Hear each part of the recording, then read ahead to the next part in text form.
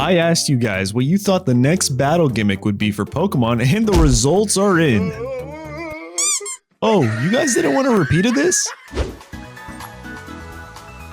No, but in all seriousness, today I'm going to be taking my own crack at predicting the next Pokemon battle gimmick for Gen 10. But first, let's run through every single mechanic that has ever been introduced with Pokemon, starting with Generation 1. And well, that's when Pokemon was introduced as a whole. Those little cute pixelated mons that you had to catch and battle with. Nothing too crazy here, just the staple foundation for everything else to follow. Next is Generation 2, where they added two new types to the game. You had the Dark type and the Steel type, adding a new layer of complexity, 2 battles, and that's pretty much what we're going to classify as a new battle mechanic. You see, it's something that is introduced that changes the way battles are going to be constructed for that specific generation, and other times maybe for future generations to follow. Next up is Gen 3, and Game Freak did it again. They added a brand new mechanic known as abilities. They also added natures and stuff like that, but we're going to focus heavily on the abilities portion here. These gave many Pokemon a unique edge in battle, and just made some of them kinda worse.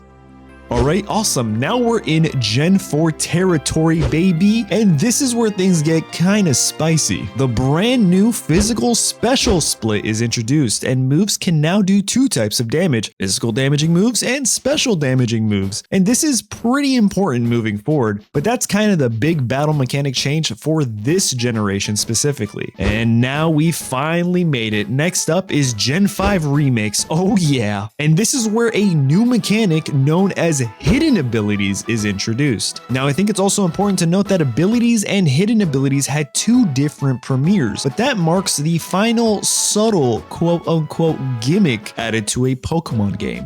But the reason we don't really consider these as gimmicks is mainly because they stick around. For example, if we continue to have Mega Evolutions for every generation after its premiere, would it really still have been considered a battle gimmick? Probably not. But anyway, moving on, let's speedrun through these so we can get to predicting here. Gen 6 introduced a new type known as Fairy type and a new gimmick known as Mega Evolutions, aka form enhancements. Remember that one. They kept the type and scrapped the Megas, which made a lot of people in the community pretty sad, but they moved on to the next best thing. Generation 7 Z moves, which honestly were kinda low-key bangers. Some of those battle animations were absolute fire.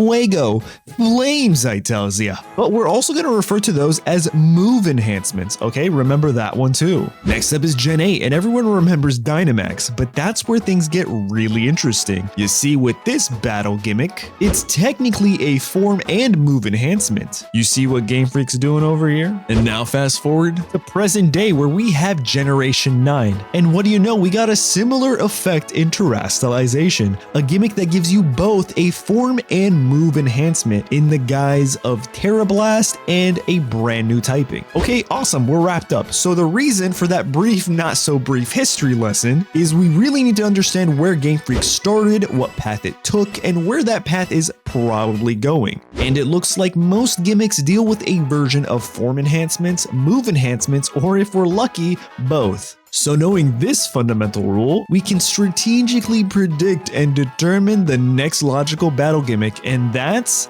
Mega Evolutions. Yup, they're totally coming back.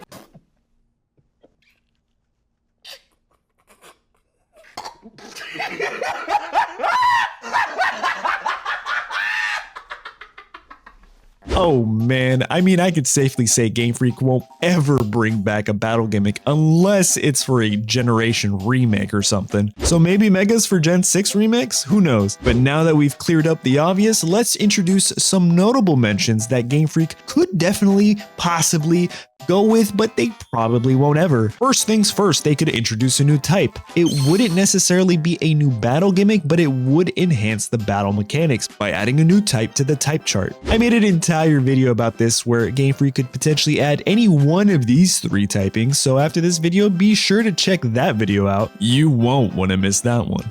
Next one, and one that I would really love, is some sort of battle gimmick that revolves around Pokemon abilities. Maybe introducing a brand new awakened ability that's even stronger than the hidden or base abilities and can only be activated in battle. Or better yet, how about fuse all Pokemon abilities at once? Could you imagine fighting a Pokemon battle and your Pokemon has access to every single ability in its arsenal? That is absolutely broken, and I am all for it. Now, although that seems to be very unlikely, it does push us into a more reasonable trajectory of battle mechanics, and that's Pokemon fusions. Now, unless you've been living under a rock, Pokemon fusions have taken the community by storm, with a ton of fan games revolving around the fusion concept. But more importantly, Game Freak has kind of already been hinting of this for quite some time. Let's head back to Gen 5, you know, the game that Game Freak so casually hinting are getting remakes for Pokemon Day.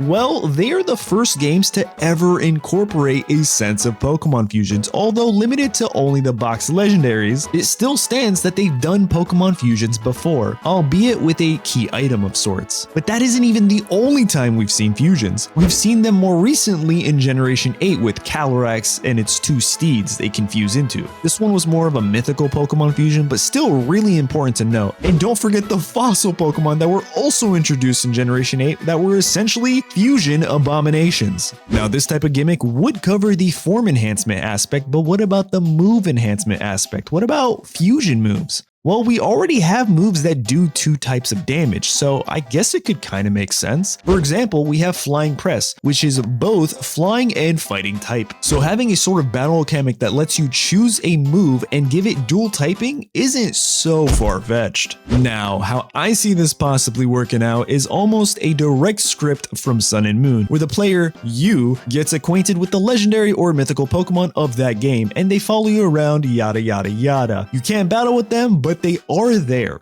And this Pokemon can be the sole reason behind the fusion phenomena, and you can fuse it with specific Pokemon only. Kind of like how only a few Pokemon got Mega Forms. Could you imagine Game Freak giving a fusion for every single Pokemon? What do you think they are? Just some sort of ROM hacker? Anyway, this new fusion would give your Pokemon a new type, abilities, but also importantly, a brand new dual type move, which checks off all of our boxes. It could also just be like a special item given to the player that allows you to fuse their Pokemon with a sort of energy of sorts, kind of like Dynamax energy. But either way, we can safely assume the next battle gimmick will be a version of a form and or move enhancements. And the probability that it's fusions is pretty damn high. But what do you guys think? Do you think we're getting a new battle gimmick in Gen 10? And if so, what do you think it's going to be? But that's a wrap. If you enjoyed this video, be sure to check out my other videos on the channel and don't forget to subscribe for more quality content. Trust me, you won't be disappointed. Thanks for watching. Check out this video next and see you soon. Bye.